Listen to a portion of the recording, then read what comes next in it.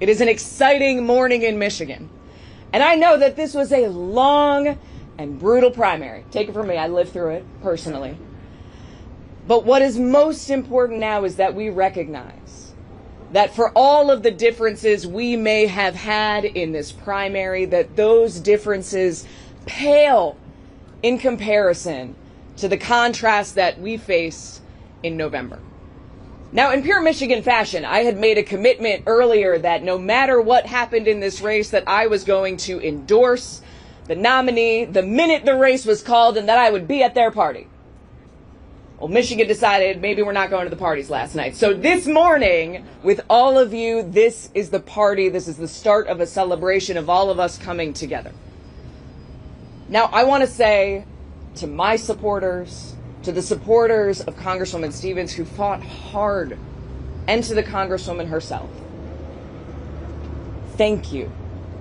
Thank you for putting your name on a ballot. Thank you to everybody who volunteered. Thank you to everybody who organized. Thank you to everybody who poured your heart and soul into these campaigns for almost the last 2 years. We need all of you, all of us, to stay in this fight every minute going forward, because I can promise you that today, Mike Rogers and Donald Trump are looking at Michigan and they are hoping that these family fights that we had, the disagreements within the Democratic Party, are the fights that we're going to retain through November. They will be hoping that we are either too hurt because we or our candidate lost, or too proud because our candidate won to not be willing to reach across and bring somebody in, or just to be too sad to move forward. Well, this morning, are we ready to show the rest of the country what Michigan is made of? Are we ready to show the rest of the country what it looks like when Michigan fights and wins? Are we ready to do it alongside a fellow girl parents? And I just want to give a huge amount of credit. I mean, look, this is an ugly business sometimes, and I just got to meet Sarah, Abdul, thinking about our girls and the future that it's going to mean for them in this state and in this country. That's why I'm here today. I know that we share a why. I know that we all care about making a better future for our kids. And that is why I could not be more proud to introduce you to now officially the Democratic nominee to become the next United States Senator from the great state of Michigan. Please join me in welcoming Abdul El-Sayed.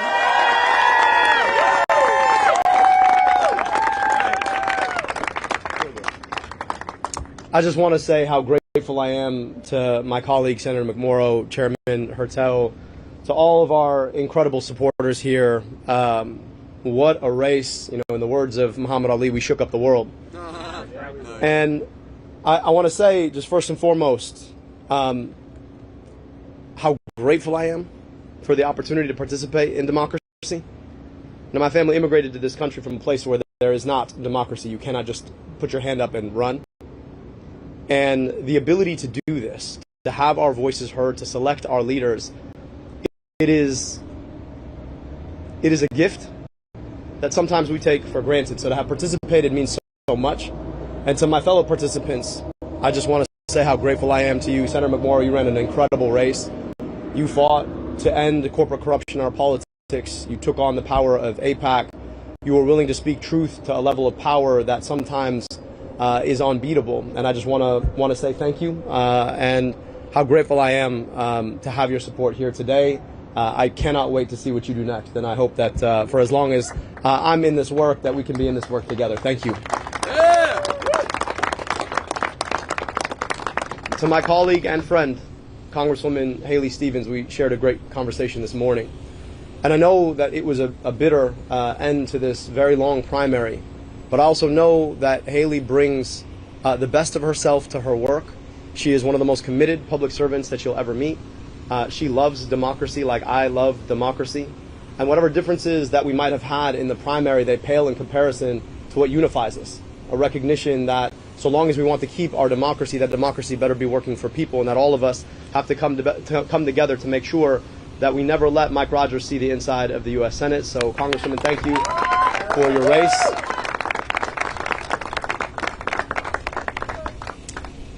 And I have to say a few more thank yous before we talk about where we're going next.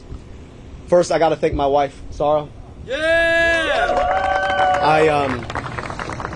I really, when we decided to jump into this race, I knew that it was going to be tough for me, but I also knew that it was going to be particularly tough on our family. And the fact that she held it down alongside her medical practice, alongside making sure that our daughters didn't experience this without thinking life was just normal, that takes just an extraordinary amount of effort and sacrifice. So I just want to say how grateful I am to you, love, and I'm so honored and thankful that we get to continue this. 20 years on has been a hell of a ride.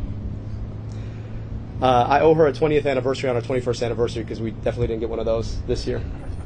To my daughters, I know that they're not watching, but you know, I wish this meant I get a little bit more time with you, but give me 3 more months. To everybody who put their shoulder. This summer at More Furniture, shop new arrivals from $3.99. Refresh your room with the Westland panel bed. Relax on the lowest sofa and gather around the Sable Crest dining set. Each priced at $3.99. And for a limited time, when you buy a Watton immersive sound sofa, you'll get a recliner for free. Plus 60 months special financing and free white glove delivery. Shop More Furniture, up to 60% off clearance in-store or online today. In any campaign, you're not supposed to be able to beat that. And what we showed is that the power of our many is greater than the power of their money. What we showed is that if you're willing to build a movement brick by brick, if you're willing to go and travel your state and have the conversations in rooms big and small, starting in moments when people aren't even paying attention to an election, but are paying attention to the price of gas and the price of groceries and the price of housing and the price of healthcare, that you can build a conversation that builds into a movement that defeats Goliath. This is what you all showed. And my hope is that our democracy will never be the same. So when Big Pharma and Big Tech, when DTE and Blue Cross come a knocking saying, you know what, this is our democracy and we're going to own it, from here on out, we can always point and say, no, this is the people's democracy and we will always own it.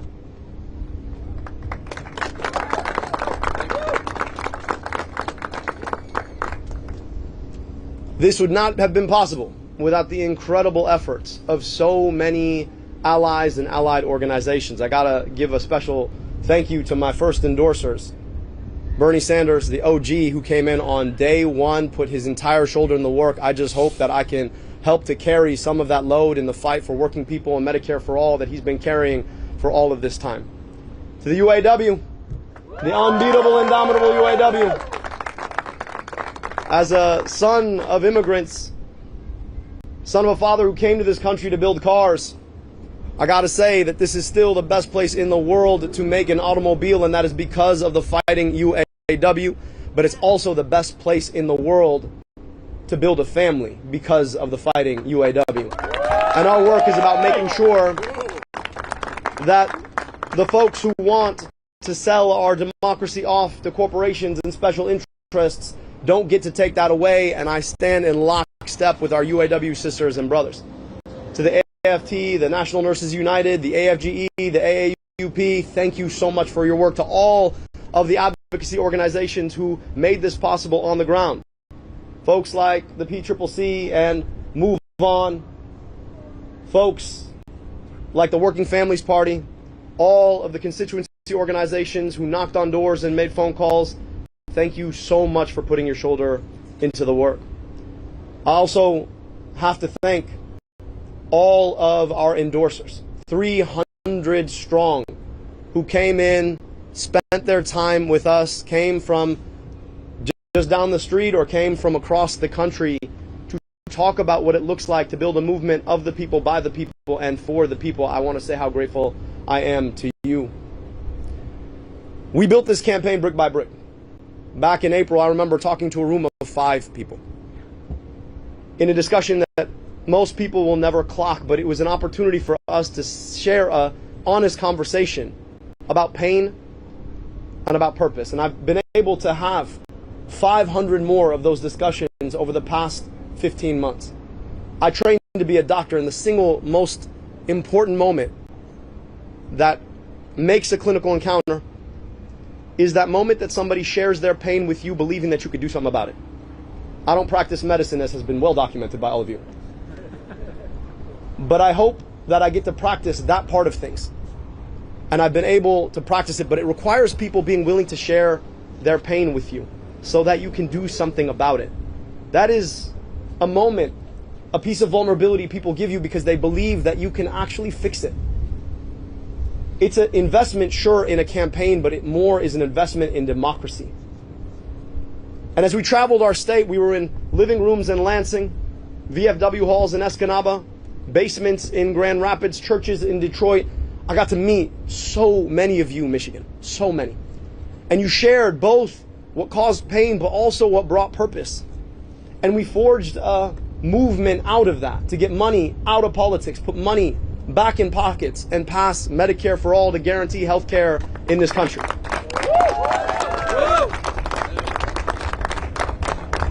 And for our troubles, the corporations, the special interests, who would rather get to decide who our elected officials are than let us decide who our elected officials are, they spent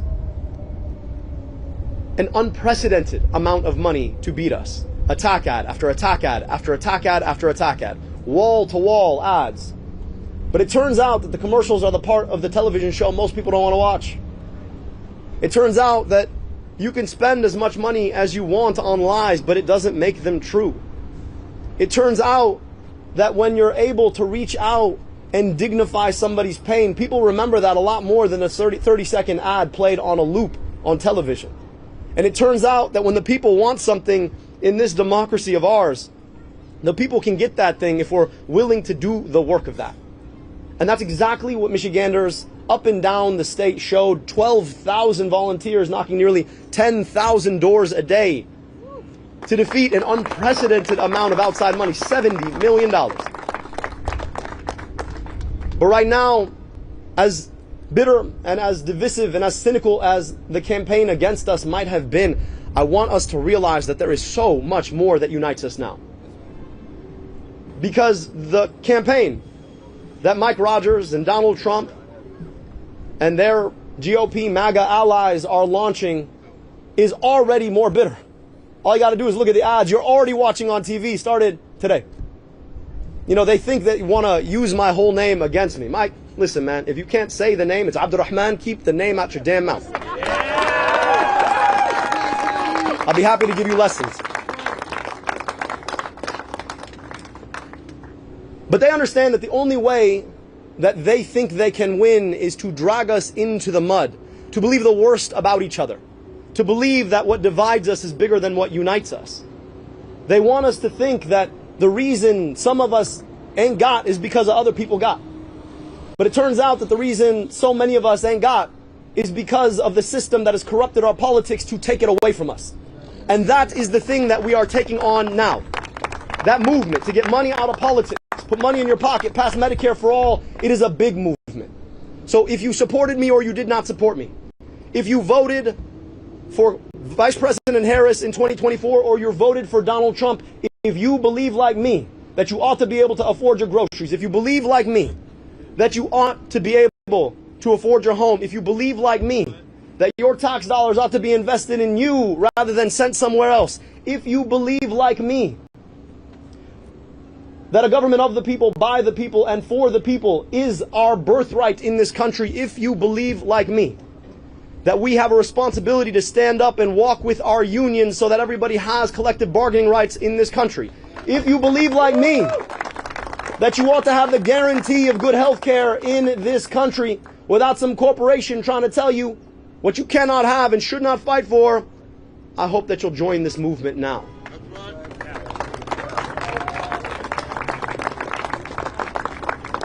I want to speak specifically to an issue that has been focused on in this race.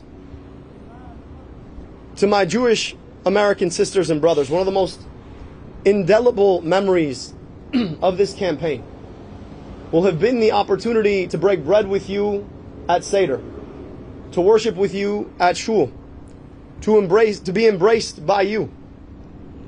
And listening to sisters and brothers who said, I want to join this movement because AIPAC doesn't speak for me. Because I understand that self-determination for one people does not require the quenching of self-determination for another people. That unless all of us are free, none of us are free. I want to tell you the great gift that you've given me.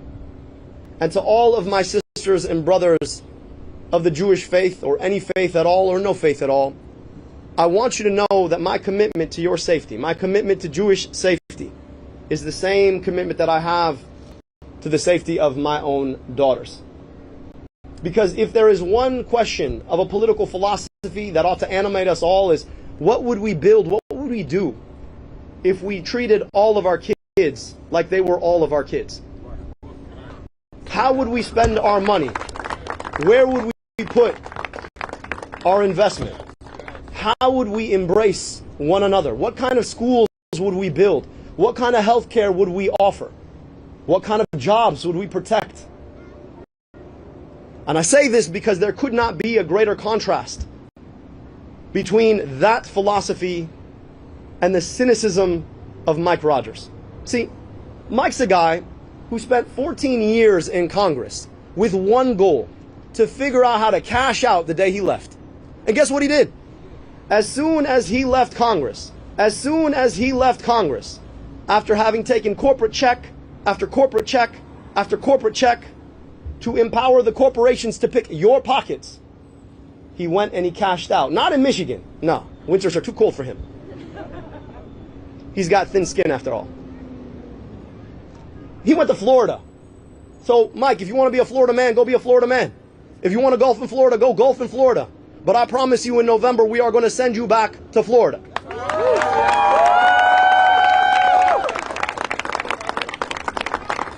Mike Rogers is the guy who wants to put a data center in your backyard so he can make himself feel a little bit more manly by making an AI video. Mike Rogers is the guy who has never shied away from a DTE check so he could turn his face in the direction of Florida. Mike Rogers is a guy who will do anything Blue Cross Blue Shield wants him to do, including raise your rates. Mike Rogers is a guy who introduced legislation to increase the flow of opioids. He did that while I was in high school. Mike Rogers is a guy whose politics and vision and perspective are old. Mike Rogers is a guy who has never shied away from a corporation he could do a favor for. Mike Rogers is a guy who, believe it or not, went back to Florida so he could lick every single boot Donald Trump owns to beg for his endorsement. I'm so sorry. If you want a senator who's going to lick some boots, fine, go vote for Mike Rogers. But if you want a senator who's going to stand up to Donald Trump, then you've got your option right here.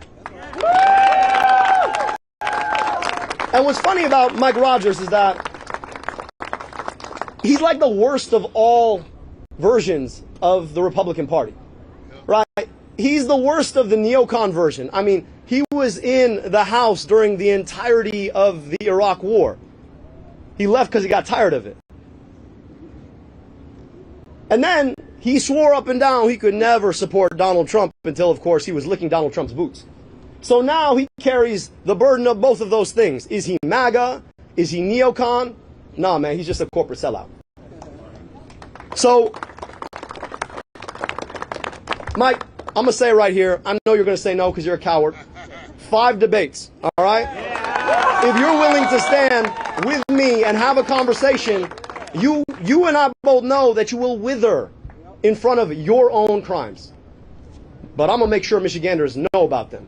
Because at the time we're done, you are not going to have safe quarter from people holding you accountable to what you've done for them here in Michigan. We will send you back to Florida where you belong.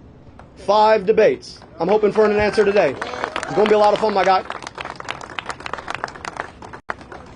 But I want to finish here because it's not about Mike Rogers. It's not even about Donald Trump. It is about who we are as a country. I worked in that building right there. In fact, you could see the window of my former office. And there are moments I had to pinch myself because my story in America is about as unlikely as it gets. but for an accident of history that allows my dad to immigrate to Detroit to go to Wayne State University, I was supposed to be a cab driver in Egypt, like my cousins. I would spend a lot of my childhood summers in Egypt. I'd spend them there with a front row seat to what my life should have been. Except for I got to be born in America, where I got vaccinated against diseases that killed an aunt and uncle I never got to meet. They died before their first birthday. I got to go to amazing public schools, an incredible public university. I got my medical education paid for by a public agency at the NIH. That's what America gave me. Now, the crazy thing is I grew up not 20 minutes from here. And in traveling 20 minutes, I travel a 10-year life expectancy gap. I got to meet kids who never got the opportunities I got, despite the fact that their families had been here far longer than me. I know what America gave me, but I also know what America continues to deny too many of her own children. And a lot of my work in that building right there was about trying to address exactly that. And I kept running up against one thing: the kind of politics that tell us that we cannot invest in those children because we should be sending their money to deny rights to other children abroad. A politics that tells us that the corporations should do what they can and the rest of us do what we must. A politics that tells us that our democracy is there for the taking if you have enough money to take it. And so when the opportunity to run for U.S. Senate came up, I realized that this was a fight not just against Mike Rogers and Donald Trump. It was a fight for the kind of America that can give what I had to all of her children. That is the work in front of us. This country of ours, this America of ours, is more than a flag. It's more than a set of colors. If you're a patriot, then you better fight for an America that is America for all of her kids. That's what this is about. Building a movement to take our democracy back, to serve the people who absolutely deserve the best of what America has to offer them. That's the commitment all of us are making. So whether you voted for me or voted for my opponent or didn't vote at all, we're inviting you to that movement to get money out of politics so we can put money back in pockets and finally guarantee the promise of health care through Medicare for all. And I am so honored for all of the folks who've already invested, to all the folks who haven't. I cannot wait to meet you, and let's go win in November.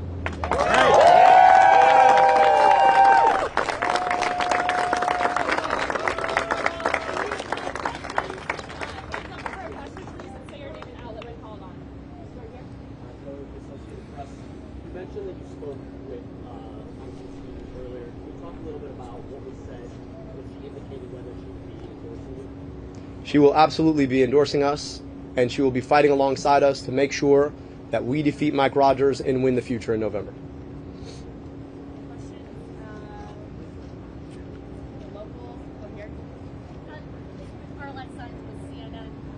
This was a very